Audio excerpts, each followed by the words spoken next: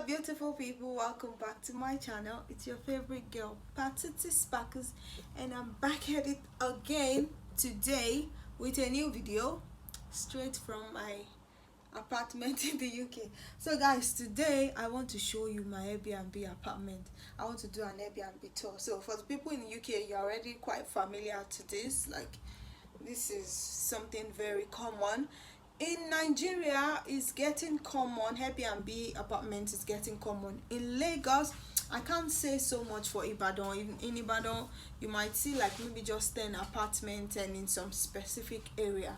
So anyways, first of all guys, I don't know if I've told you guys, if I've announced this, but I've been telling you guys to guess where I'm at, but a lot of people are actually guessing wrong, except for the people I told personally.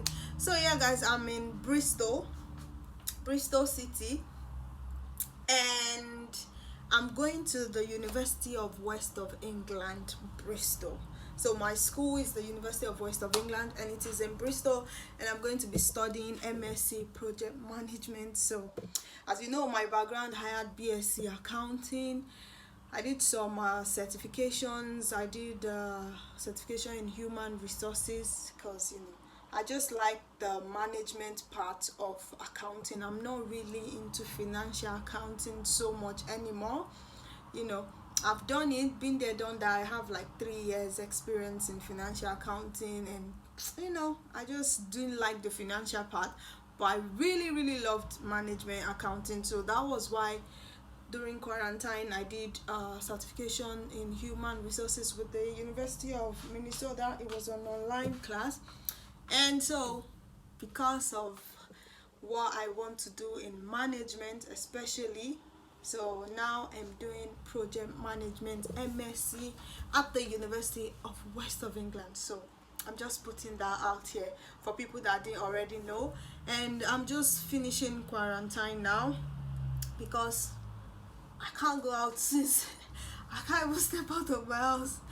So I don't want wahala, because that's why they say they'll come and look for you. To let nobody when I went to go and buy pure water, table water, they'll come and look for me. I cannot shout. I don't like stress in my life.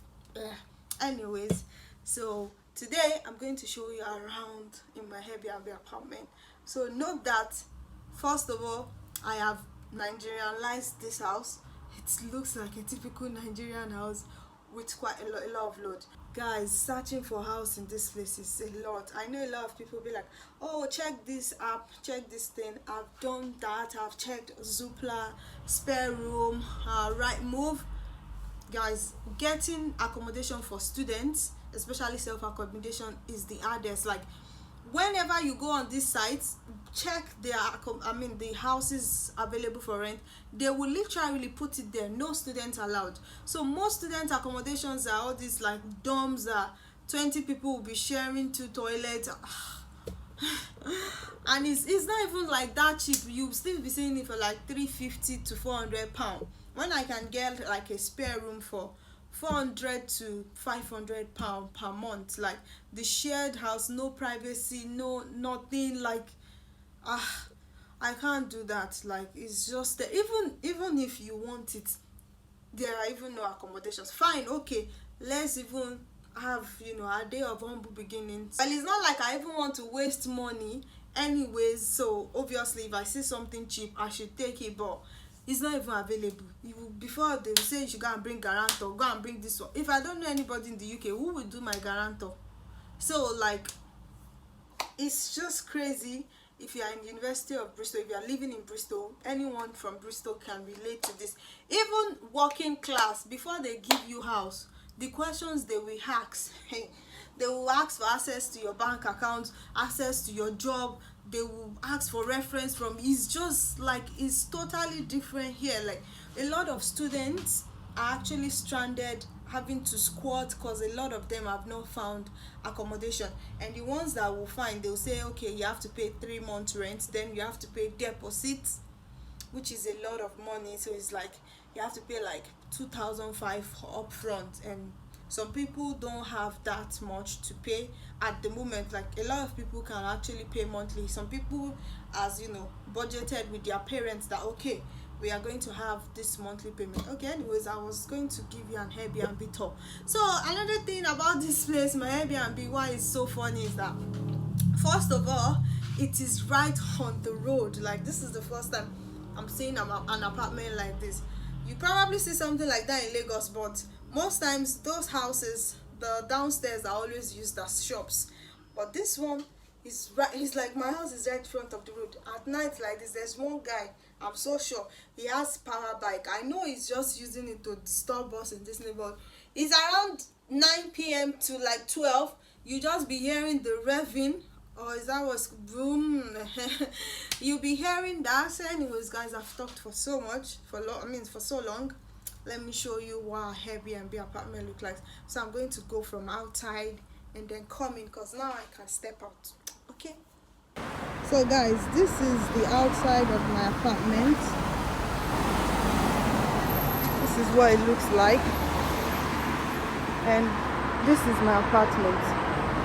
Look at it. Like, look, this is the road, literally, and this is my apartment. Let me see if you can see the old building. So old though. The building is an old house, but look, I'm walking into my apartment. I'm literally on the road. Maybe that was why it was not even as bad, because I could actually hear the road sign. So now let me show you. Okay, so now we are going in. This is the Airbnb apartment. Welcome. So where do we start from? First thing you would see when you enter into the apartment is this work table. It has 2 seats, so 2 people can use here conveniently. Then there is the window, and now on the side there's the coat rack, where is the space I used for my bags. And now this is the sitting room. We have a 2-seater, a TV, a table, and this shelf on the side just to beautify it, I guess. And I know I'm not supposed to put my shoes under the TV, but I did because I need space. So the accommodation I took doesn't have central heating, so there's this little heater here, which doesn't really do much, but is better than not having any. And this is my favorite part of the house, my kitchen. I have Nigerianized this place. As you can see, that's bread on the distance. So there's the zinc, there's the cooker, we have the washing machine, we have the oven, this is an electric cooker, and we also have the microwave, and there is the fridge and freezer.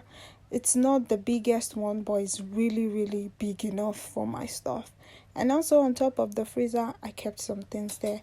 We also have a cooking kettle, there's a toaster, and as you can see, this is what's in the fridge. So some of the foods I brought from Nigeria, I kept it in the fridge just so it doesn't spoil and it just continue to cool off. Then this is the freezer. I put some chicken in it. I was able to order for chicken, or someone helped me order for chicken, and they brought it to my house. So I have chicken wings and chicken laps, which I kept in the freezer. So what are we doing next? Where am I taking us to next? We are still in the cooking area, and this is the shelf where the plates are, which is really thoughtful of the host, because there are lots of plates here. So in case you have friends over, you would have enough plates to give them. And also there are cups up, drinking cups and mug for your tea. And also these were the seasonings I brought from Nigeria that I was using to cook here. Then this is the drawer where the cutleries are. There are the knives. That spatula is mine, actually, omorogun. And that little scissors is mine. So these are the pots. My problem with this was they were not big enough, so sometimes I have to cook in 2 different pots, but it was still useful. Then there's a bowl down there, which I really have nothing to do with it. Then there's the zinc, and that's my hand grater. So now we are going into the toilet, of course. So there's a toilet by the left before you go into the room. It's quite small, not very spacious, but it would work. So that little brush there is my hairbrush, so don't think I put my toothbrush there. That's not hygienic. So that's my scrub. This is tissue. As you can see, this brush is for my edges. Yeah. And then there's a little mirror there. Now the zinc, because the toilet doesn't have a lot of space, you know, I put my soap on that wash hand basin. And this is the bathroom. It's quite small, but it's not too small. Like, I don't think two people can fit in here. And that's the water heater or the water regulator. That's where you switch on and switch off. This thing used to confuse me. Sometimes I want the water to be cold, to be hot, and it just runs cold at first, and I will shout and scream. But later I got the hang of it. We don't use this type of water heater in Nigeria, so don't blame me. So this is the bathroom, and this is like the only mirror in the house. So look at it once again. And now we are going into the room. The room is so small, like the bed could literally just fit in it. And this is like is it a single bed or a double bed? And then there's this small heater here because the house doesn't have central heating.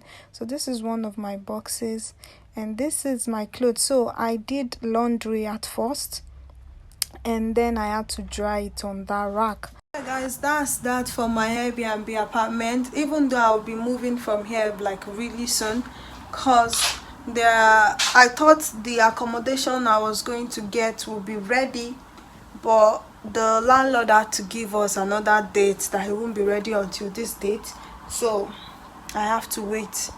Okay, and now my host here has actually booked out the other days, because me, I was thinking I was going to be here for just that time. So now I have to get another Airbnb. My stress is how to pack this load. I don't know how to pack it. I don't know what kind of car I'm going to call to pack it. So let's see how that goes.